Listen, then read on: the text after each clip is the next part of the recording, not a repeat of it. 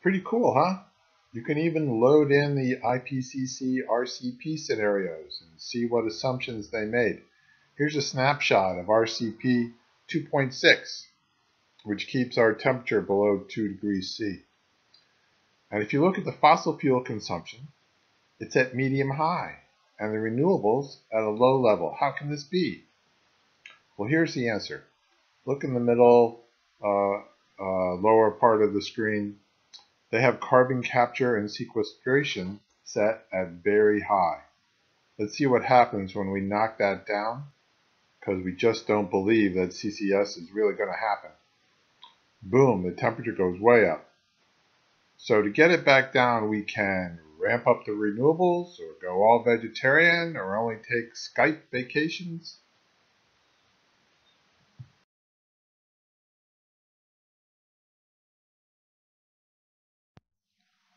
What is this slide telling us? On the left, we see that as CO2 emissions have risen over the last 25 years, the emissions intensity, or the amount of carbon emissions for every dollar of GDP, has gone down. Why is this?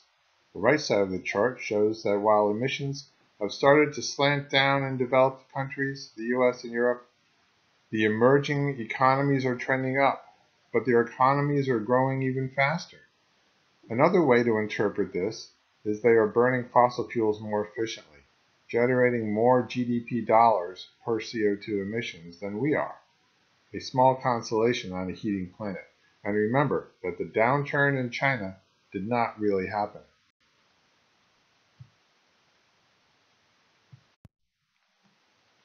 This chart illustrates the mix of electricity fuel sources over the last 65 years. A few things to note here. It looks like hydro has come way down, but this is a percentage chart. So while new gas, coal, nuke plants were installed, hydro did not grow.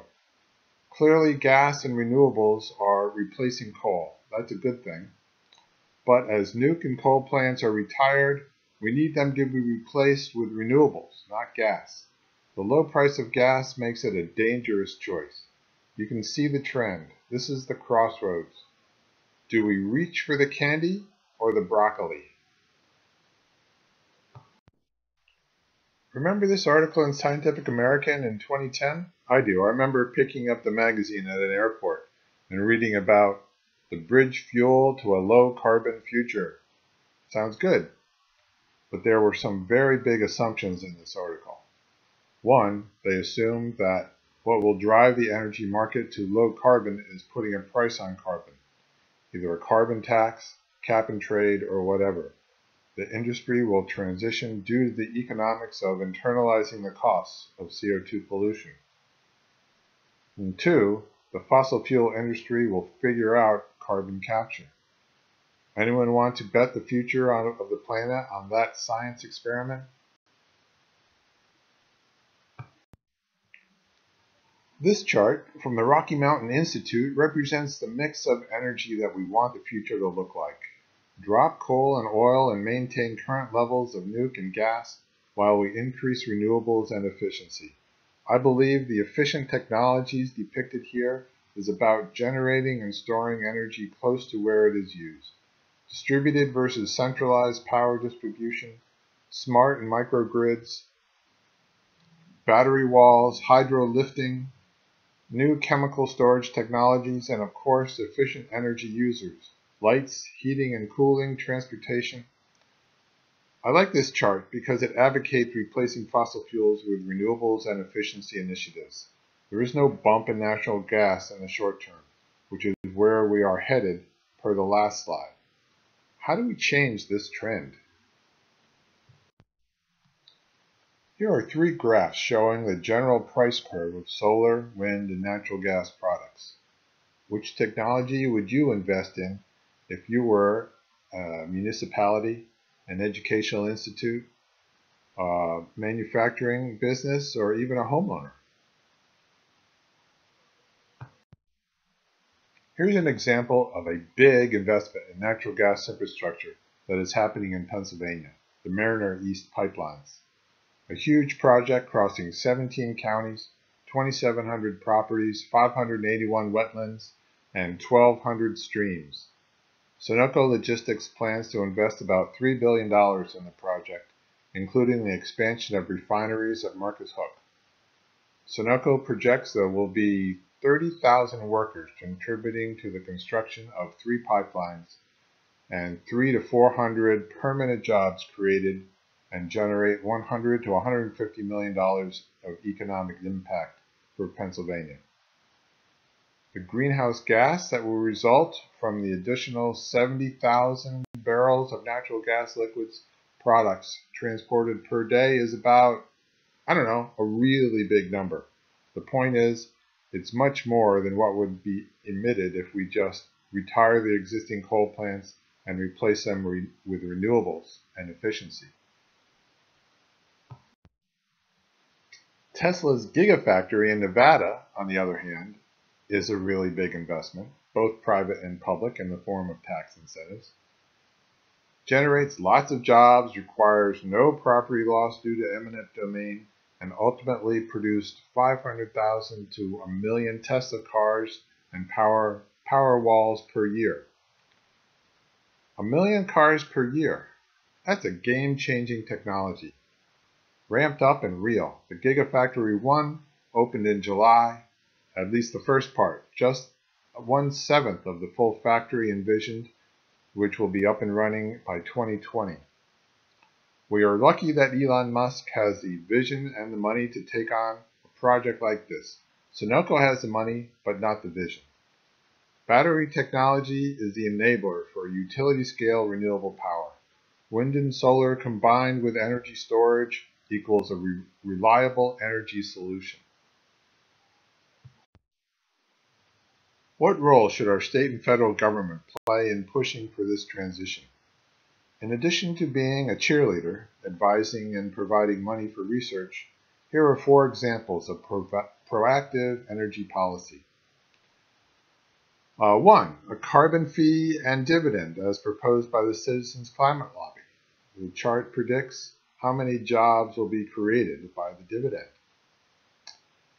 2. State-level renewable portfolio standards, basically mandates for generating X% renewables on an increasing scale. 3. Subsidies for renewable energy generation. I couldn't resist using this creative image from NetRight Daily. And 4. Actual government-run projects, energy projects, like this offshore wind project in Scotland. I guess my preference would be the carbon fee and dividend, with strings attached to the dividends.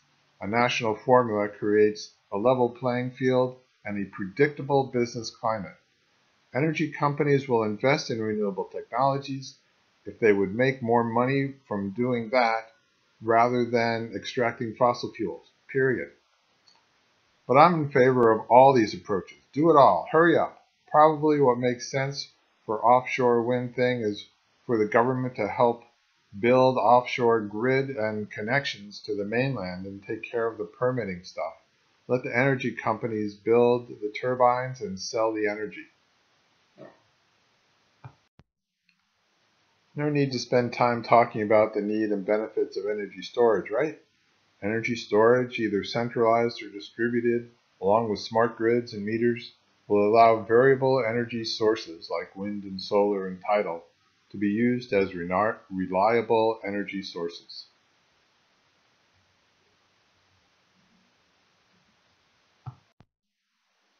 And there are a lot of different technologies for energy storage, not just D-cell batteries. There's thermal storage, pumped hydro, flywheels, and supercapacitors. All have different charging and discharging characteristics, so they are used in different applications. And good news, costs are coming down on most of these technologies. The point is, complete, reliable, renewable power solutions are coming together. The transition is happening. Okay, here's where government leadership comes in. I think we can let the free market work out the tactics, but we need a long-term strategic policy that sets the direction. And the direction is ramp down on fossil fuel energy, ramp up on renewable energy. Easy. But at what pace? What is the slope of these ramps? On the down ramp, we need to stop subsidizing fossil fuel projects. Send a clear message that fossil fuels are not the future. The Sierra Club's fossil-free finance campaign is dedicated to divesting institutional portfolios, the U.S. government and governments around the world from fossil fuels. As such, we call for governments and public institutions worldwide to eliminate all fossil fuel subsidies by 2020. Eliminate the $444 billion per year we give to the fossil fuel industry. On the up-ramp side, we need to set some broad goals. The state of New York has set a goal of getting 50% of all electricity from carbon-free sources by 2030. Not just government buildings, all energy consumed in New York. Governor Cuomo has directed his employees to make a plan and report progress for achieving this goal. That's vision, that's leadership. Analysts believe that this is an ambitious but achievable goal. It may prolong the life of several nuclear power plants, which might actually keep the consumer's cost of electricity higher while enough renewable sources can be built. The Sierra Club's Ready for 100 campaign is about getting federal, state, city, and township officials to make a pledge. Put a mark on the map. This is where we need to be on this date.